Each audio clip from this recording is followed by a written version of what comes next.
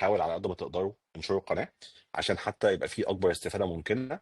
وده ان شاء الله هيكون باي او بدون اي قيمه ماديه خالص هتدفع منكم تماما. تمام. طيب اول سؤال حابب ان انا اخش فيه على طول.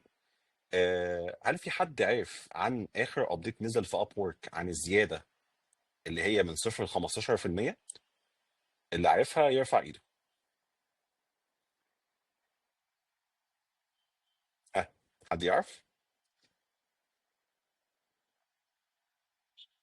اوكي، ماشي.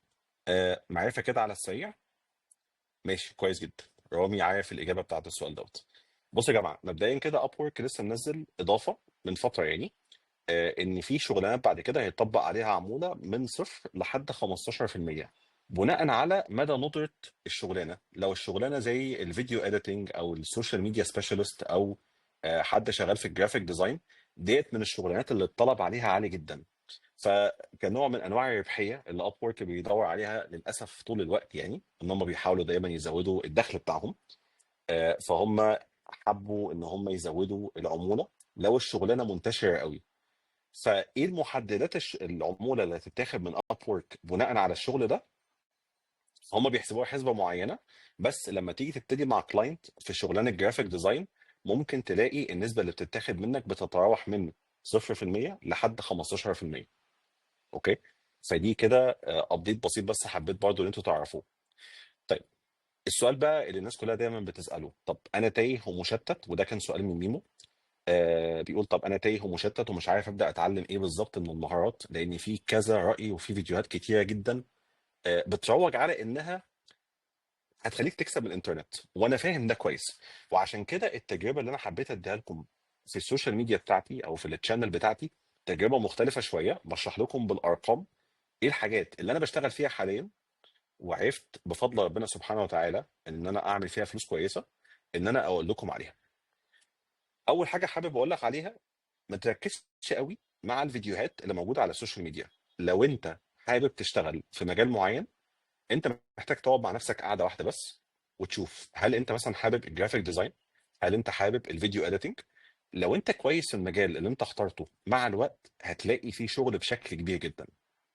انا ما اقدرش مثلا اجي كحسن ممكن ادي للناس في الاستشارات مثلا اللي انا بعملها، بشوف الشخص دوت مؤهلاته ايه وبيحب ايه بالظبط، وعلى اساس كده ببتدي اقول له انت ممكن تمشي في الطريق ده او في الطريق دوت.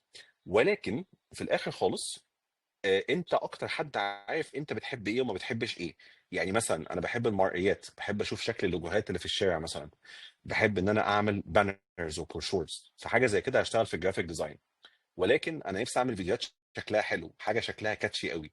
هنا بقى هبتدي ان انا اخش في حته ايه، في حته الفيديو اديتنج. فكوكو تماما من حته المنافسه. انا لما دخلت على اب وورك بالظبط من سنه، الناس كلها قالت لي انت شغلك في اداره المشروعات او في المساعد الافتراضي، ده شغل اتهرس، والشغل دوت مش هيبقى موجود تماما، وانت عندك المنافسه صعبه جدا والاي اي والجو ده كله. بفضل الله انا ما ركزتش مع الكلام ده كله، ركزت ان انا احسن من شغلي، وعرفت ان انا اوصل من حاجه اسمها رايزنج تالنت. دي تبقى اول بادج او اول خطوه بتاخدها في اب وورك، لحد لما وصلت لتوب ريتد بلس. انا لما بركز مع المنافسه بتاعتي، بركز ان انا ازاي احسن نفسي، مش ان انا احبط نفسي ان انا مش زي الناس اللي موجوده في البلاتفورم. فطول ما انت بتسعى وعارف ان ربنا معاك، فانت هتلاقي الحاجه اللي انت محتاجها. الحاجه بقى المهمه جدا واللي ان شاء الله هعمل لها سلسله كامله، ازاي ان احنا ممكن نعمل بورتفوليو قوي. وده كان سؤال من عبده. البورتفوليو قوي بيتكون من الآتي: لو انت ما عندكش بورتفوليو، شوف انت المجال بتاعك بره اب وورك كان عامل ازاي، وابتدي ان انت اعمل حاجه اسمها دامي كيسز. يعني ايه دامي كيسز؟ انا لو جرافيك ديزاينر وعايز اشتغل في الجرافيك ديزاينر، او مثلا معايا خبره بسيطه في الجرافيك ديزاين، هعمل مثلا 10 لوجوهات او 15 لوجو، وابتدي ان انا احسن من الشغل ده. مش لازم يكون عميل طالبه منك، انت بتعمل حاجه انت عارفها بشكل كويس قوي، وبتبتدي ان انت تعملها دامي كيسز. انا لما اشتغلت كمساعد افتراضي، تقريبا خبرتي فيها كانت 1% او 5%. ابتديت ان انا اتفرج على الكورسات، واي حاجه بعمل لها مثلا زي داشبورد عملتها على نوشن او سلاك، ببتدي ان انا اخد سكرين شوت منها واحطها كبورتفوليو، واكتب انا عملتها على اساس ايه. واقلد اللي كان بيتقال في الكورس بالظبط. اكتر حاجه يا جماعه هتتعلموا منها مع الوقت هي الممارسه من الشغل. لما انا دخلت فيرتشوال اسيستنت، انا في الاول ما كنتش مدرك حجم التولز اللي انا محتاج اتعلمها، لان الفيرتشوال اسيستنت او المساعد الافتراضي دي مش حاجه سهل انك تلم كل الادوات بتاعتها. ولكن بقت مع كل وظيفه الاقي عميل بيطلب اداه زياده، فعرفت كده احصر عدد الابلكيشنز اللي انا محتاجها. هي بتكون البدايه كده، بتبتدي صغير شويه كجونيور، بعد كده تطلع لانترميديت اللي هي متوسط الخبره، لحد ما توصل لحته الاكسبرت. ودي بتمشي في اي حته في العالم، سواء اب وورك او حتى في الشركات الكبيره. اوكي. انا هحاول اتيح اسئله على قد ما اقدر، لان بس الشبكه عندي لو مش احسن حاجه. آه، بالنسبه برضو كان في سؤال من لميان. سؤالي هو كيف الواحد يقدر يطور من اللغه بتاعته؟ زمان على ايامي لما انا كنت بتعلم انجلش، انا كنت بنزل في ميدان التحرير، وكنت بقابل الطلاب بتوع الازهر الاجانب، وكنت بخش بتعلم منهم انجلش. ازاي؟ كنت بقعد اجيب زي كتب كده، وكنت ببتدي ان انا اقعد احفظ الكلام واقعد الخصه واكتبه في ورقه.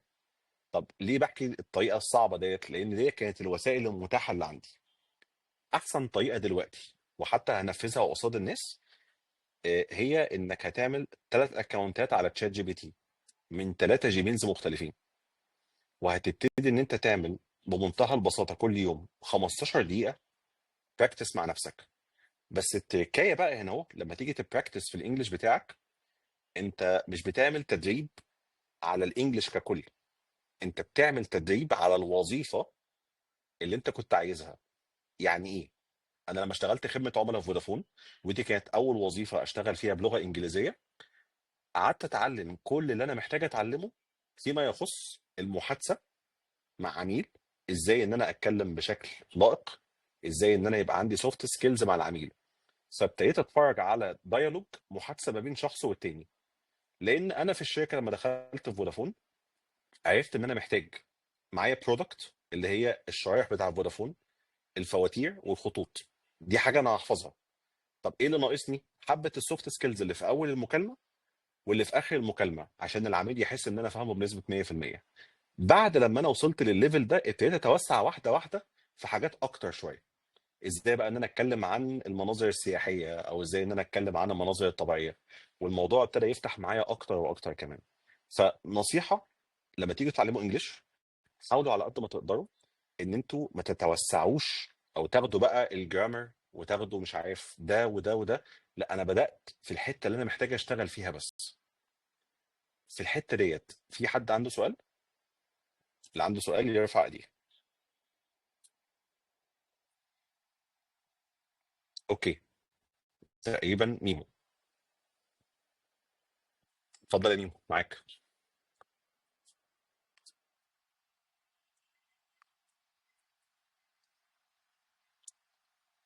ميمو انا سامعك.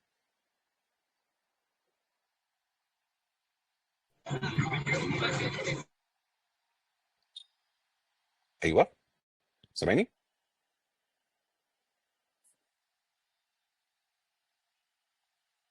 طيب غالبا انت عندك مشكله في الصوت.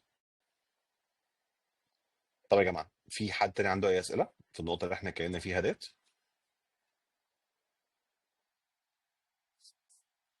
تقريبا ميمو رجع تاني. اي ميمو، سامعني؟ اه تمام حضرتك انا سامعك. اتفضل يا ميمو، سامعك.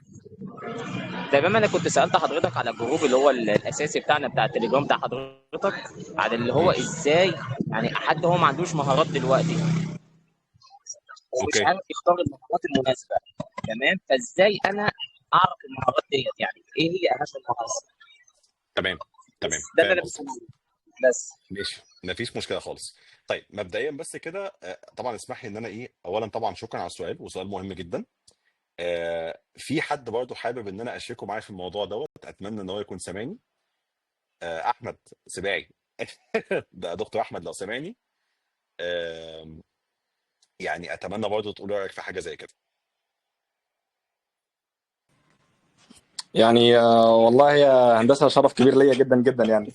حبيبي يا دكتور. انا مستمع ومستمتع جدا جدا انا اكون موجود. فلا انا صراحه جاي اسمع رايك انت في السؤال، يعني السؤال ده يعني عظيم جدا، فانا حابب اسمعك. تمام تمام. بص انا اقول لك على حاجه، طبعا يعني اكيد احنا الاثنين نقدر طبعا ان احنا نفيد الناس. حته التشتيت او ان احنا مش عارفين نبدا نتعلم ازاي.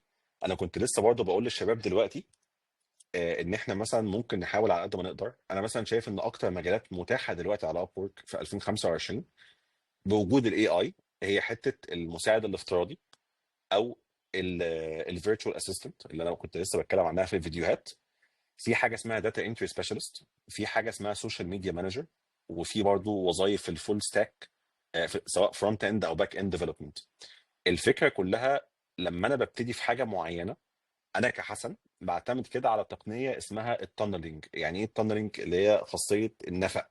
بشوف حاجه واحده بس ليها علاقه بالحاجه اللي انا عايز اتعلمها، وبركن كل حاجه تانية موجوده قدامي وببتدي ان انا اخش فيها. يعني انا لما دخلت في حته البروجكت مانجمنت او اداره المشروعات، انا لو فضلت ورا الفيديوهات اللي انا شفتها انا ما كنتش هتعلم تماما. انا مسكت بس اول جزء في البروجكت مانجمنت او في اداره المشروعات، وابتديت ان انا انفذ فيها حاجات. فحسيت ان انا حبيت الموضوع ده، وحسيت ان انا عايز اجرب فيه. لما لقيت فيه نجاح كويس، عرفت ان ده السكه اللي انا عايز اكمل فيها. في كده مقوله دايما بنقولها عندنا، ودي مقوله انا ماشي بيها طول حياتي، وبجد هتفرق معاكم واحد واحد. المقوله بالانجلش معناها ايه؟ The jack of all trades is the master of none. يعني ايه؟ صاحب كل المهارات هو بيتقن ولا حاجه.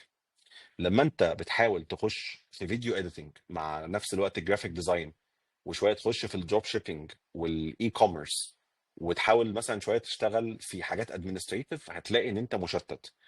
فنصيحتي لاي حد مشتت وعايز يبتدي، يوديمي مليان كورسات ببلاش. النهارده احنا ما بقيناش في زمن ان المعلومه وحشه، احنا بقينا النهارده في زمن التشتيت. فكده كده كل حد بيحاول على قد ما يقدر ان هو يديك فاليو حلوه جدا. العمله النادره النهارده اللي عندنا كلنا، اللي هتبقى ناقصه بعد كده، هي عمله واحده بس: عمله التركيز.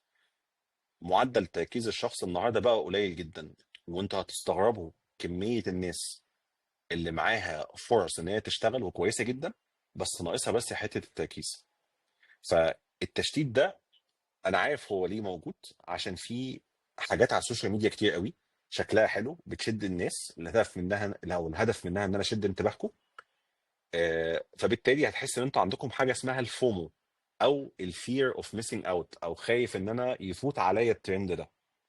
صدقوني كل وظيفه انتوا عايزين تتعلموها، نصيحتي ما تسالوش فيها حد، لان كل حد هيقول لك ان هي قديمه. جرب بنفسك، انت اكتر حد هتحكم انت حابب ايه او مش حابب ايه. ودكتور احمد لو عندك برضه راي بليز قول لنا برضه كمان.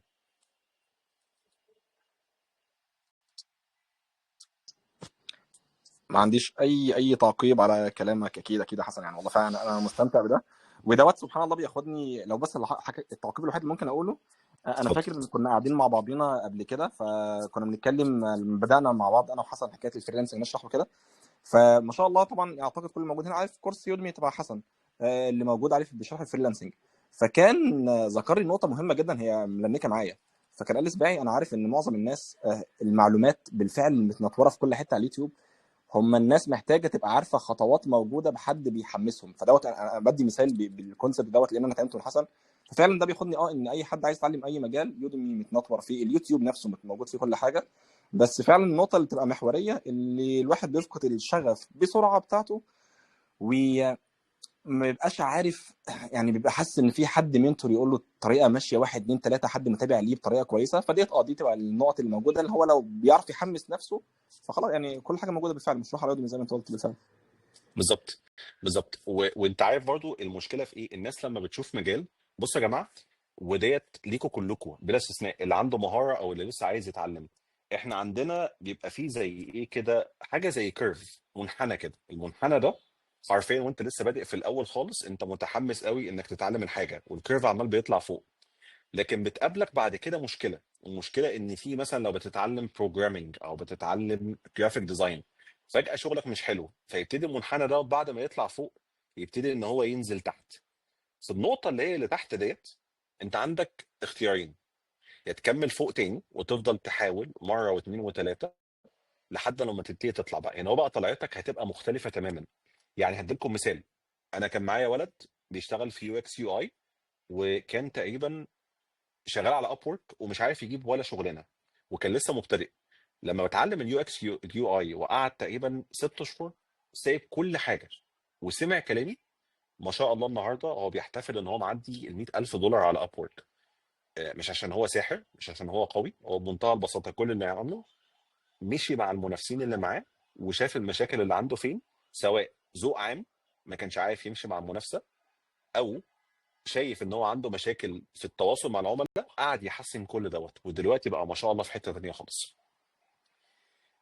في حد برضو، وطبعا شكرا بجد يا سباع يعني على اجابتك، يعني وهدخلك كده كل فتره والتانيه لو تسمح لي يعني.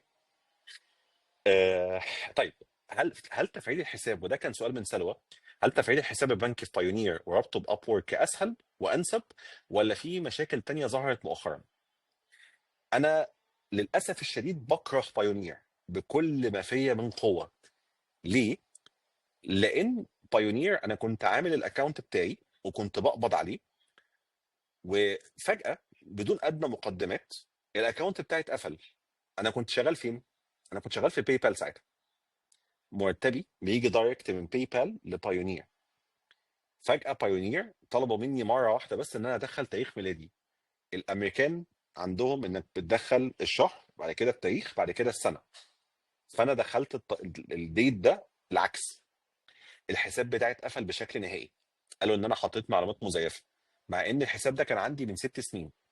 فنصيحتي، بايونير هو اوبشن متاح وسهل جدا تربطه بالباي بال، بس لو عندك حرف واحد بس مختلف عن الاب وورك، يعني مثلا انا اسمي حسن مثلا عبد الله، وعبد الله في الاخر خالص مثلا بالاي، في البايونير عندك في حرف واحد غلط، بيحصل حاجتين: بيبعت لك تحذير، ولو ما ردتش في خلال فتره معينه بيتقفل الحساب بتاعك. وحط بقى على كده اسباب كتيره جدا.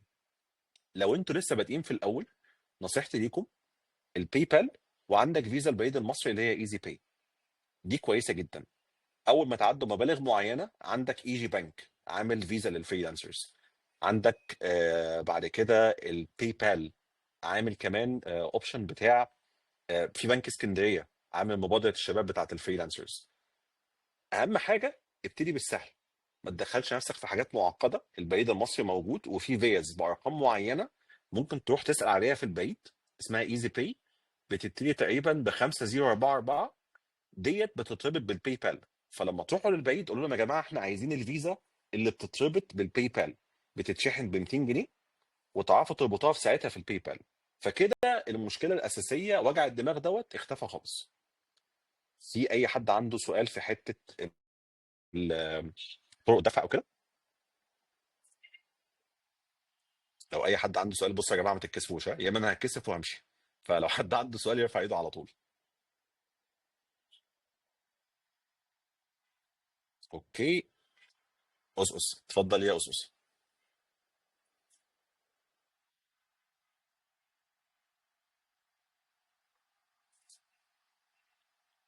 انا هقول ان اسامه، صح كده؟ اسامه سامعني؟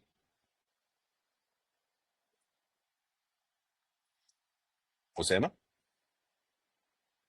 طب يا جماعه على ما اسامه ما يرد، مفيش حد عنده مشاكل في الدفع خالص؟ انا كميه ناس بتقعد تبعت لي اسئله على عذرا الدفع. عذرا على اتفضل يا المداخله احمد. السريعه ديت. اعتقد اسامه ممكن يكون بيواجه نفس المشكله بتاعتي. انا جيت في تليجرام، معلش. لما بتقدمه يتكلم لازم ندوس ان ميوت، عشان انا قعدت فتره وانت بتقول سباعي لحد ما اكتشفت المفروض اتكلم ازاي. اوكي حلو جدا. يعني هو لازم يدوس على كلمه على المايك اللي هو على اليمين خالص دوت عشان يعمل اميوت. اه، بفضل دايس طول ما انا بتكلم، فمش عارف بما ان اسامه كان رافع ايده وما عرفش يتكلم، فممكن يكون ده نفس المشكله اللي كانت بتواجهني حتى. اوكي، او عامل حاجه زي نظام بوش تو توك كده، اللي هو لازم الشخص يدوس على المايك فتره عشان يشتغل على طول. طب بص يا اسس، يعني انت جات لك يعني الطريقه اهو من اكبر يوتيوبر موجود عندنا في الوطن العربي، فيعني اعتقد دلوقتي تايم تو سبيك. قول. بص يا جماعه، لو انتوا عايزين مثلا تدوسوا اميوت، هتدوسوا على زرار المايك اللي في الجنب دوت. طيب عامه لحد ما اسامه يلاقي الطريقه برضه ممكن يرفع ايده تاني لما يكتشفها. نخش طيب في اللي بعده. في سؤال من باشمهندس محمد: انا لسه ببدا في اب وورك وبقدم كتير جدا ومش بتقبل، وعملت النصايح اللي في فيديو حضرتك وفيديوهات تانية، بس انا كمان في مجال الويب ديفلوبمنت والمنافسه شرسه فعلا، ومش متخيل انا لو مكان العميل هقبل ليه حد جديد لما ممكن اقبل بحد تاني ليه اعمال كتيره ومقدم على نفس الشغلانه. بصوا يا جماعه، حاجه واحده هي اللي تخلي العميل يقبلك او يرفضك، والكلام ده بقوله على اساس ايه؟ المانجمنت عندنا او الاداره عندنا في اب وورك المفضلين بالنسبه لها دايما الناس الجديده. بمعنى، انا عندي الويب ديفلوبمنت او الويب ديفلوبر الاكسبرت، انا بحتاجه في مشاريع معينه. امتى احتاج حد سينيور يعني حد متخصص في المجال معدي مثلا 5 سنين او 6 سنين في المجال ده؟ هحتاجه لما يبقى عندي زي حاجه اسمها كومبلكس بروجكت اللي هي مشروعات عاليه التعقيد. ولكن غير كده لو عندي مثلا بجايه محتاج ان انا اعالجها، انا هجيب جونيور هياخد مني $20 في الساعه او $10 في الساعه، هياخد تقييم كويس وانا عارف ان هو محتاج حاجه زي كده. ايه الدليل على كلامي دوت؟ مش بس ان انا بشتغل في اب وورك، شون اللي انا كنت جايبه معايا في الفيديو بتاع اب وورك المفضل ليه دايما الناس الجونيورز. يقول لي انا عندي بروجكت جديد لسه بيبتدي في الاول، فانا محتاج حد جونيور يشتغل معايا. فلو انت حاطط بورتفوليو كويس وهتلاقي ان البورتفوليو بتاعك ده بينافس المنافسين الموجودين، وعايزك تعمل اكونت كلاينت، هتخش تشوف البروفايل بتاعك هل هو بيظهر في المنافسه ولا لا.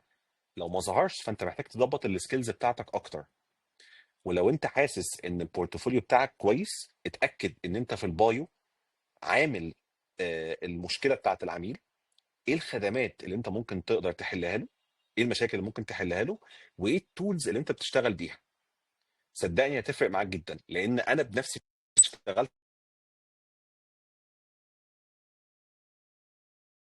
ديفلوبرز دول فعلا بيفرق معاهم الموضوع جدا يعني. اوكي. طيب، لو جينا بعد كده، ثواني، طبعا نفس السؤال هبدا منين؟ ابحث عن اكتر الخدمات، ده برضو سؤال من تايجر. ابحث عن اكتر الخدمات والوظائف شيوعا في الفريلانس او الوظائف ريموت. وهنا بدات اختار اللي يعجبك، مثلا تسويق او برمجه او تصميم والخ. وكل قسم بداخله قسم اخر، موضوع طويل جدا. انا هديلكم احسن شغلانات، اقل منافسه عليها والاكثر طلبا، وبتجيلي انا كمساعد افتراضي. اول وظيفه هي فعلا وظيفه المساعد الافتراضي، ودي فعلا بتفرق معاكم جدا جدا جدا. تاني وظيفه سوشيال ميديا سبيشالست. يعني ايه سوشيال ميديا سبيشالست؟ شركه لسه ناشئه محتاجه فيرتشوال اسيستنت اللي هو مساعد افتراضي، بس عنده خبره في اداره الصفحات بتاعتهم. واحد زي حالاتي عنده مثلا براند بيبيع كورسات لسه بادئ معهوش تيم، فانت بتمسك لي الصفحات بتاعتي، بديك مجموعه فيديوهات انا بصورها وبعمل لها اديت، وانتوا بعد كده كمان بتخشوا بتردوا على كومنتات الناس، بتبعتوا لينكات الدفع للناس. على قد ما الموضوع يبان ان هو هايف، لما يكون في حد عنده بيزنس هو محتاج يمشي القناه بتاعته، يعمل اديت، يعمل لها جرافيك ديزاين. فانا لو لوحدي في حاجه زي كده القناه ديت مش هتقوم تماما. فانا معايا كذا حد بيساعدني عشان الكونتنت اللي انتوا بتشوفوه في الاخر ده تشوفوه. ودوت المساعد الافتراضي اللي شغال معايا حاليا دلوقتي. فعلى قد ما بقدر بتحتاجوا دايما مساعد افتراضي. الحاجه الثالثه حاجه اسمها الكولد ايميلز، او بمعنى اصح الايميلات البارده. في شركات في امريكا طول الوقت بتحاول تخش دول زي السعوديه والامارات، فيبتدي ان هو يدور على حد اولا فاهم الثقافه بتاعتنا. طبعا دلوقتي بما ان دول زي السعوديه او الامارات بتتوسع بشكل مرعب، بيحتاجوا حد. وجات لي بدل الوظيفه 20 واحده يقول لك احنا بنبيع خدمات معينه، عايزين نخش الشركات السعوديه، عايزين نعرف اصحاب الشركات السعوديه. فساعتها انت بتساعده في حاجتين: بتدور على العملاء في السعوديه، تاني حاجه بتبعت حاجه اسمها كولد ايميل. الكولد ايميل ده هو عباره عن ايميل بيتبعت للعميل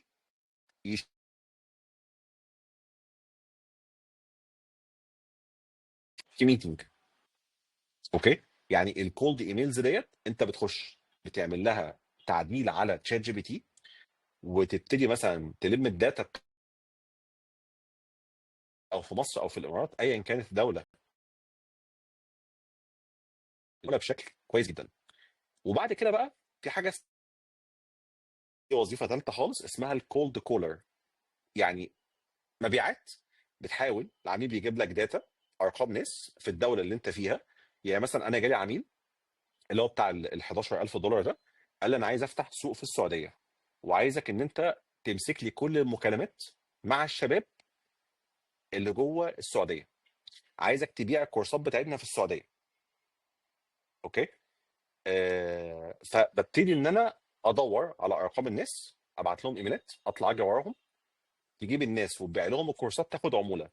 الوظيفه دي مطلوبه بشكل عملاق، وان شاء الله في اللايف اللي جاي، عشان بس انا مش جاهز قوي النهارده، هعمل لكم شير سكرين عشان تشوفوا كل الوظائف اللي بتجيلي، وهتلاقوا ان ده بيطلب بشكل عملاق. اوكي. اي اسئله لحد دلوقتي؟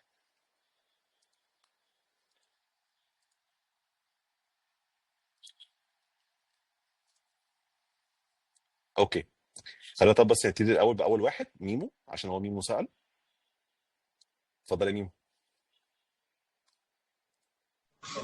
حضرتك قلت دلوقتي على اكتر الوظائف شيوعا تمام في الابورك، بس احنا تمام. عايزين رود ماب محدده يعني للوظائف دي اللي احنا نبدا نتعلم فيها، تمام. اذا كان اللي هو المساعد الافتراضي او الوظيفه اللي حضرتك قلتها الثانيه، بس عشان بس منعا للتشتت. لو طبعا كانت طبعا. كورسات مدفوعه مفيش اي مشكله، كورسات مجانيه برضه مفيش اي مشكله، بس منعا للتشتت. اكيد وشكرا انا جدا معاك. لحضرتك. تحت امرك يا ميمو. بصوا يا جماعه، الفاليو اوف كونتنت او الحاجه اللي انا هعملها لكم كالاتي. انا عايز اعمل لكم ايه بالظبط الفتره الجايه ديت؟ ايه التجربه المختلفه اللي انا عايز اقدمها لكم؟ حرفيا زي ما دكتور سباعي قال، انا عايز اخدكم من ايديكم كده اهو، واقول لكم بصوا، انتوا هتتعلموا واحد اتنين تلاته اربعه خمسه. لما تبتدي في الاول، لما تيجي تتوسع شويه هتتعلم كذا كذا كذا كذا كذا. والترند مطلوب دلوقتي في حته المساعده الافتراضي. فانتوا متعودين مني دايما الحمد لله على محتوى شويه مختلف، وانا بحاول اعمل على قد ما بقدر. بس عيب ان هو بطيء شويه. بطيء ليه؟ لان انا بحاول افهم حد لسه بادئ في الاول خالص ده عباره عن ايه، بيطلب ازاي، هتاخد منه فلوس قد ايه، تتعلم ايه بالظبط. تمام. فانا برتب حاجه زي كده ان شاء الله عشان تاخدوا منها اقصى استفاده ممكنه باذن الله. طيب. ناخد بعد كده كمان اسامه. اتفضل يا اسامه. اسامه، تاني محاوله، قول.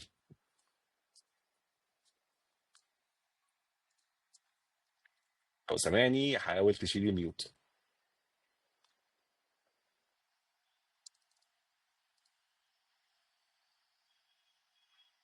طيب اسامه، واضح ان انا لسه مش سامعك برضه.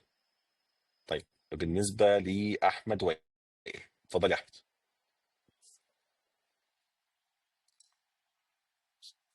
ابو حميد انا سامعك.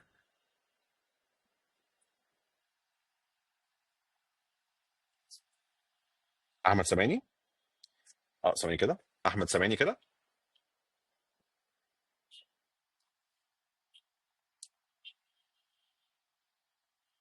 ابو حميد سامعني؟ اه تمام كده. صوت اه يا واضح. حبيبي سامعك كويس، اتفضل، سامعك. تمام. بالنسبه انا كشخص مثلا ميديا باينج، وفاهم الالجوريزم بتاعت فيسبوك وانستجرام، واشتغلت لمده سنه فيها، ونواتج كويسه، وفاهم الاستراتيجي بتاعت الاعلانات المموله والماركتينج. مم. حته سابقه الاعمال في ابورك جننتني حرفيا، انا ما بكدبش عليك، مش بقتش اوكي. فاهم ابنها إزاي ولا كده. جميل. يعني انت اشتغلت قبل كده في حته الالجوريثم والسوشيال ميديا قبل كده، صح؟ اه فاهمها. جميل، حلو قوي. طيب. انا هقول لك على حاجه. الفيرتشوال اسيستنت هتلاقي ان انا ماسك في الكلمه ديت كتير قوي، او المساعد الافتراضي زي ما اتفقنا من شويه. اه. الفيرتشوال اسيستنت هو عباره عن مجموعه وظائف كتيره جدا وابلكيشنز كتيره جدا. في مساعد افتراضي محاسب، في مساعد افتراضي فيديو اديتور، وفي مساعد افتراضي سوشيال ميديا سبيشالست، او متخصص مم. بخدمات السوشيال ميديا. لما تمام. تخش يا احمد في حاجه زي كده، انت هتحط ايه البورتفوليو بتاعك؟ انا اشتغلت مم. قبل كده في السوشيال ميديا، وادي الداشبورد بتاعت العميل ده. البروفايل بتاعي كنت بعمل ايه، ادي الكومنتات بتاعت الناس كنت برد عليهم في وقت قد كده، وعرفت ان العميل دوت يكسب مثلا من 1000 جنيه ل 50000 جنيه مثلا، كاكزامبل يعني او مم. كمثال. فدي سابقه اعمال. انك بس بتتابع اوردرات العملاء، زي ما اتفقت من شويه، في كميه شركات ناشئه موجوده على اب وورك بتحتاج ناس كتيره جدا. فانت ممكن تحط سابقه الاعمال بتاعتك هي كميه الداشبوردز اللي انت شفتها بتاعت العملاء، وتقول للناس يا جماعه انا كنت بشتغل مع العميل ده وكنت بعمل له واحد اتنين تلاته اربعه خمسه. وعلى حسب ما هتشوف شغلك ده، انت ممكن تحس ان شغلك ده تافه وملوش لازمه. بس مم. صدقني انا لما شفت اول شغلانه لي على اب وورك، بجد انت عايزني اعمل الشغلانه دي؟ انا عايزك تخش ترد على العملاء وتبعت لهم رسائل، وبجد طب ما تخش كلامهم انت. لا لا، ما انت اسلوبك حلو في الكلام، خلاص ماشي عاطل. وفعلا كنت بشتغل وانا مبسوط ومستغرب، يعني ده شغل بجد ومش بتفه من الشغل. مم. احنا احيانا يا جماعه بنشوف ان القيمه اللي معانا قليله جدا، في حين ان هي عاليه جدا. فبلاش يكون عندنا حته عقده طب المتلازم معلش اللي هي بس ايه. اقاطع اتفضل. حضرتك كمان سؤال يعني. طب هل في الفيرتشوال اسيستنت مثلا في اي تي سبورت؟ لان انا من ناحيه الكوميونيكيشن والسكيلز لا كويسه، وانا شاطر اصلا في الاي تي. تمام. فهل ديت مثلا لو مثلا بعدت عن الميديا باينج والاعلانات لان انا مش حاببها قد كده، مم. وحبيت ادخل في الاي تي، الاي تي اكيد. انا شاطر فيه من وانا صغير وايدي فيه، انا كاحمد دلوقتي وعايز ابدا فيه، اعمل ايه مثلا؟ اقول لك، لو عندك حاجتين ممكن تشتغل فيهم، حاجه اسمها اي تي هيلب سبورت ديسك. ديت ان انت اه مثلا واحد عنده سلسله مطاعم. انا كنت بشتغل في حاجه اسمها جيت هاب. جيت هاب ديت عفوا اه اسمع جراب عن جيت هاب، مش، هاب. لا انا اسف، لا مش جيت هاب، جراب جراب. هاب. جراب هاب اه ده كان عامل زي ابلكيشن طلبات، كان محتاج حاجه اسمها اي تي سبيشالست. ان المطاعم عندنا عندهم مشكله ان المنيو بتاعته ما بتظهرش عنده او اه للكاستمرز بتوعه. فلما تمام. بيعمل تيكت انا بروح داخل عامل ترابل شوت معاه، شوف المشكله بتاعته فين واحلها له. ما فان عرفتش جزء من احلها، السيستم بتبقى واقفه اه. بالظبط كده. فانا عندي مثلا الخط الاول اللي هو انا، اللي هو لسه لحد الشخص المبتدئ، وبعد كده عندي حاجه اسمها تمام. سيكند لاين تكنيكال اللي هو الخط التاني من الناس التكنيكال اللي عندهم درايه اه اكتر. فانت شغلك بيندرج تحت حاجتين: اي تي فيرتشوال اسيستنت، ممكن تشتغل مع تيمز من الناس التكنيكال وانت تتابع معاهم، تتاكد ان كل التاسك بتاعتهم بتخلص في وقت مناسب. ودوت بيكون تمام. في الشركات الناشئه زي الشركه اللي انا شغال فيها حاليا ديت. عميل تمام. فتح مشروع في امريكا، لان المشروع ده فجاه مم. ابتدى يكبر، فعايز حد عنده خبره بسيطه في الاي تي يشوف التيم بتاعت الاي تي التانيين بيشتغلوا ازاي، مم. ويحط لهم ميعاد لكل تاسك. النهارده كان في مشكله عندنا في الاوتلوك فعايزين نحلها، قدامك 3 ايام. مين بقى اللي قاعد فوق تمام. نافوخهم بيسالهم كل شويه؟ احمد وائل. الاي تي سبورت. صح. بالظبط. فانت عندك كذا تمام. فرصه. طيب معلش خليني برضو، هطول عليك يعني. طب طب اتفضل عشان خلاص بس برضو لسه هخش الانس برضو كمان. لا خلاص هي عشان الناس تتكلم عادي مفيش مشكله. حبيبي شكرا. العفو. تسلم لي. انيس اتفضل.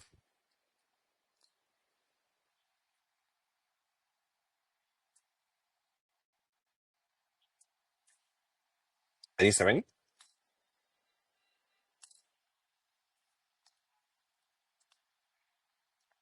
اوكي. طيب بص يا جماعه، نخش برضه في السؤال اللي بعده. استاذه امينه ابراهيم بتقول: السلام عليكم، انا في الصومال، كيف اقدر اسحب ارباحي من المنصه لان الباي بال مش شغال عندنا؟ للاسف الصومال ونيجيريا من الدول اللي للاسف كان بيحصل فيها مشاكل كتيره شويه. آه، فمشاكل من ناحيه ايه؟ للاسف يعني طبعا بدون اي اساءه، وده بيحصل في دول معينه مثلا، ان حصل ان كان بيحصل عمليات احتيال كتيره جدا. ف فبالتالي اب وورك ابتدى يشوف ان الدول ديت بقى فيه زي ايه، تشديد شويه على الطريقه اللي هم بيسحبوا بيها ارباحهم. تمام. فلو كده في طرق تانية، البايونير شغال معاكي، وافضل طريقه بالنسبه لحضرتك اللوكال بانك ترانسفير، التحويل من البنك عندك للبنك، عفوا من اب وورك للبنك على طول. انا عشان اضمن ان حساب البنك في مصر ما يتقفلش، انا رابط حساب البنكي باب وورك. اوكي.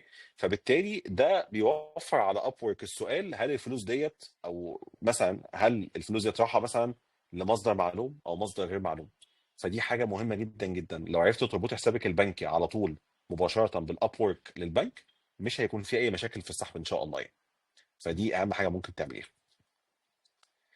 طيب، في حد كاتب: استاذه اسراء، لما اشوف جوب مناسبه اخد وقتي وادور ورا كلاينت عشان اكتب بروبوزل جامد، ولا اهم اقدم اسرع؟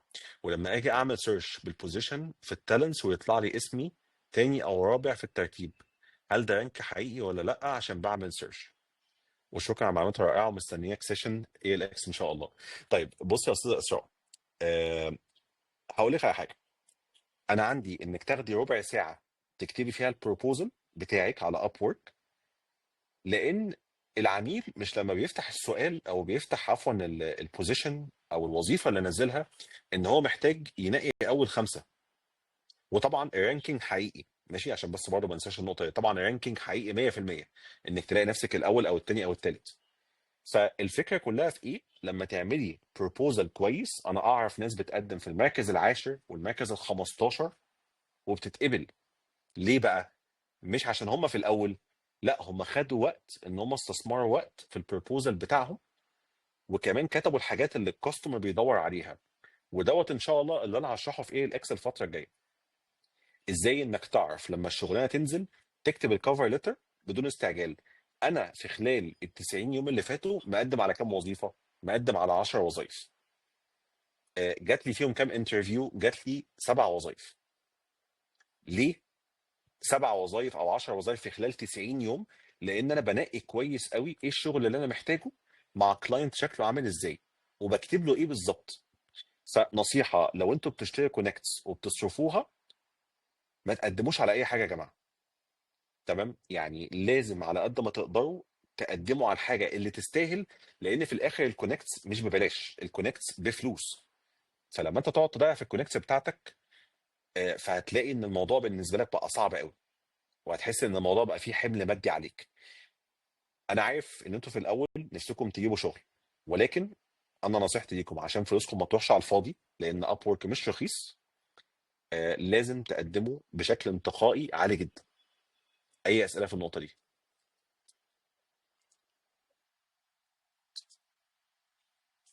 ده عنده اي اسئله يا جماعه يقول لي. عندي سؤال أستاذ. اتفضل يا انس.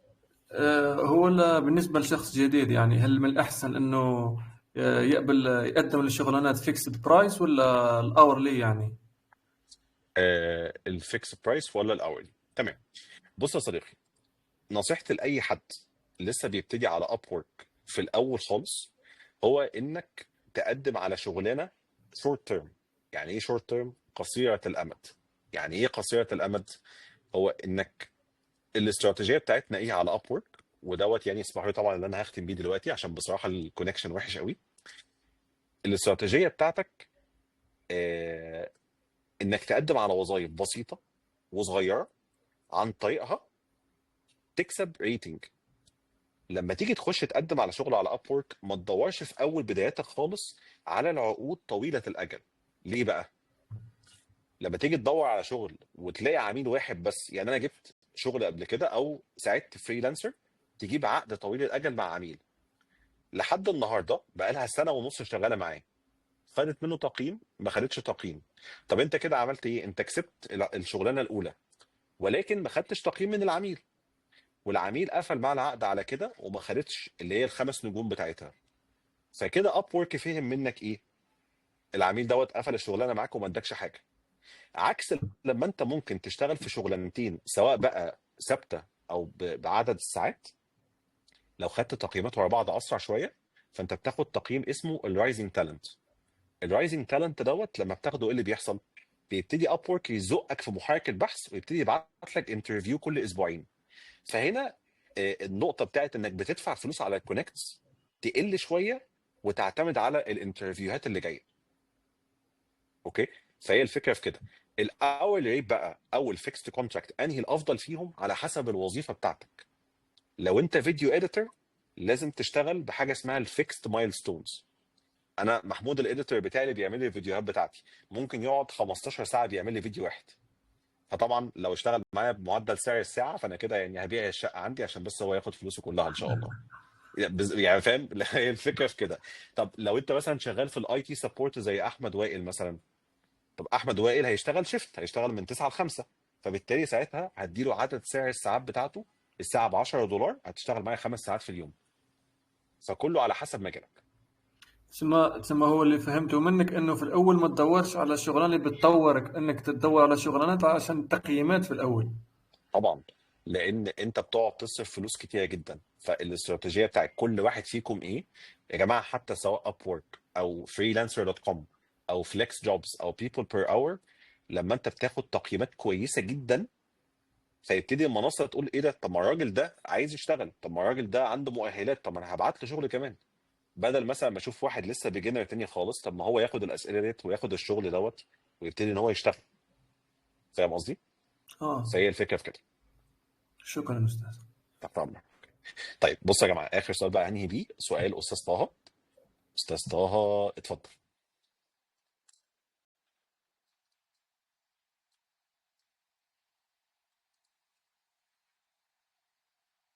استاذ طه سامعني؟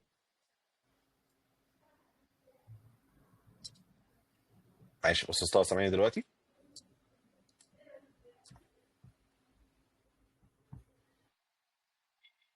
اوكي. طيب استاذ طه لو مش سامعني، طب احمد انت اللي بدات معايا اللايف وهنهي معاك اللايف، قول لي قول لي يا صديقي ايه سؤالك؟ حبيبي حبيبي، ربنا يكرمك. دلوقتي مم. حضرتك انت ركزت في نقطة اللي هو ندور على الناس اللي هي لسه ستارت ابس وناس لسه جديدة، صح؟ مظبوط. انا دلوقتي مجهز البروفايل بتاعي وكويس، استهدفهم ازاي او اوصل لهم ازاي؟ يعني الحتة دي بجد قعدت فيها 3 شهور هبلتني، ما لا بقيتش لا عارف. معلش، يعني انت عامل بروفايل، معلش ممكن تعيد بس السؤال تاني كده عشان بس اكون فهمت السؤال صح؟ مفيش مشكلة. ازاي انا كاحمد مم. البروفايل بتاعي جاهز اقدر استهدف الناس دي او اقدر انا اوصل للناس دي؟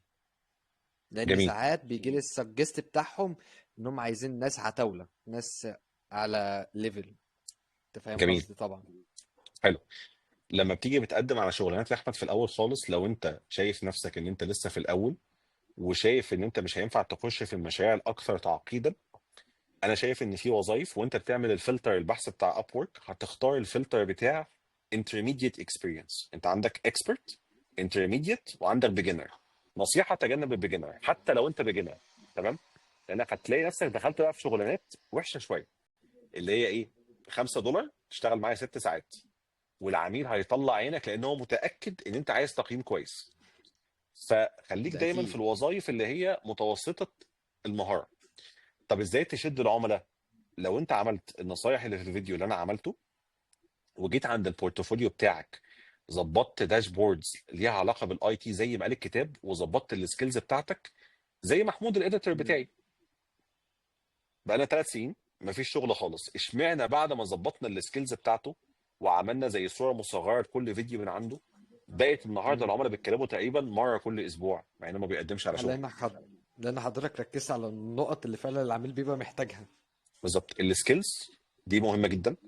البايو، لو انت شخص بتشتغل في المقاولات محتاج تحط ثامب نيلز. لو حد عارف الثامب نيلز يا جماعه، ايه اللي بيشدكم انكم تشوفوا الفيديو بتاعي؟ الصوره اللي انا بحطها. فلو انت عملت نفس الفكره للشغل بتاعك خاصه للناس اللي بتشتغل في المرئيات، ده هيجيب لكم اتراكشن او جذب جامد جدا. فدي حاجه بجد يا احمد هتفرق معاك. وانت عارف طبعا لو في اي حاجه ابعت لي على طول على التليجرام. طيب اخر سؤال بقى هنهي بيه، عشان بس برضو كانت استاذه سلوى علاء بعتت. كنت من فتره بحاول اربط حسابي على الباي بال باب وورك، ولكن واجهت مشكله ان الايميلين مختلفين. فاب وورك بعتوا لي رساله ان لازم اعمل فيريفيكيشن. بعدها حاولت اعمل سند فيريفيكيشن لينك باستخدام رقم التليفون، وبالفعل جات لي رساله فيها لينك، لكن بعد ما فتحته ظهرت لي نفس الشاشه اللي طلب فيها التحقق. طيب انا هقول لك على حاجه يا سلوى، مشكله باي بال، ودي حاجه من الحاجات اللي انا نفسي كحسن عانيتها معاهم. كان عندي اسمي مختلف في اب وورك عن الباي بال، والاسم كان يعني كان بس في حرف واحد محتاج يتظبط، والايميل كان مظبوط هنا وهنا، تمام، عكس مشكلتك خالص يعني. كلمت التيم اللي هناك وفتحت تيكت، فبعد ما كان اسمي حسن عبد الله حطوها عبد الله حسن، مع ان انا بعت لهم صوره الباسبور وبعت لهم كل حاجه. وفي الاخر خالص اتفاجئت ان هم والله قالوا يا جماعه بصوا احنا مش عارفين نظبط لك الاسم. فنصيحتي، وهي نصيحه غريبه شويه وانا عملتها اقسم بالله ونفعت معايا، امسحي الباي بال اكونت بتاعك واعملي اكونت جديد بجد يعني، الا لو في مشكله في الايميل بتاعك. انا فضلت احاول في تغيير الاسم ده، فتحت معاهم 13 تيكت، يعني 13 تيكت عشان بس اغير اسمي. اخرت لما زهقت، لدرجه حتى ساعتها كان معايا فيزا اللي هي يلا باي بتاعت البريد المصري، نزلت اشتريت فيزا جديده، ربطتها بباي بال اكونت جديد، مسحت الاكونت تماما. ومهما كلمتهم في التليفون اتصلت بيهم دولي، باي بال من افشل خدمه العملاء اللي موجودين. فنصيحتي، يا تحاولوا تغيروا الايميل، لو ما نفعش امسحي الباي بال اكونت بتاعك، لان سهل انت تمسحي الباي بال اكونت، لان الباي بال هو مش بنك، هو حاجه اسمها جيت واي، وسيله تاخدي منها الفلوس تتحول للبنك بتاعك على طول. فسهل انك تمسحيها وتعملي واحده بدلها، بس مش تسيب الاكونت وتمشي، لازم تعملي ديليت للاكونت. فحاجه زي كده لما تعمليها ان شاء الله هتفرق معاكي جدا جدا جدا. اوكي. طيب بصوا يا جماعه، طبعا انا كان نفسي ان انا اطول اكتر من كده، ودي كانت تجربه كده بسيطه بحاول اشوف فيها الناس هتنبسط او لا. اتمنى الناس في الشات تكتب لو عجبهم حاجه زي كده، لو طولنا في الكلام شويه، فانا بحاول افيد الناس على قد ما اقدر. فلو في اي اسئله انا موجود في اي وقت. اي اسئله تحبوا ان احنا نتكلم فيها قبل ما اقفل؟ سؤال اخير، سؤال واحد بس.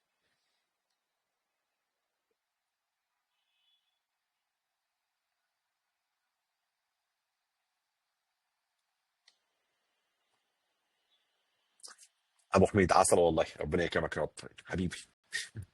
بصوا يا جماعه، والله انا عشان بس في اسكندريه والشبكه عندي وحشه جدا والناس بتتصل كل شويه، ان شاء الله بعد كده اللايفات هتبقى اكتر قيمه كمان. انا عارف ان اللي اتقال النهارده كويس، ولكن على قد ما اقدر ان شاء الله هقدر ان انا ارد على اسئلتكم، وباذن الله تنبسطوا.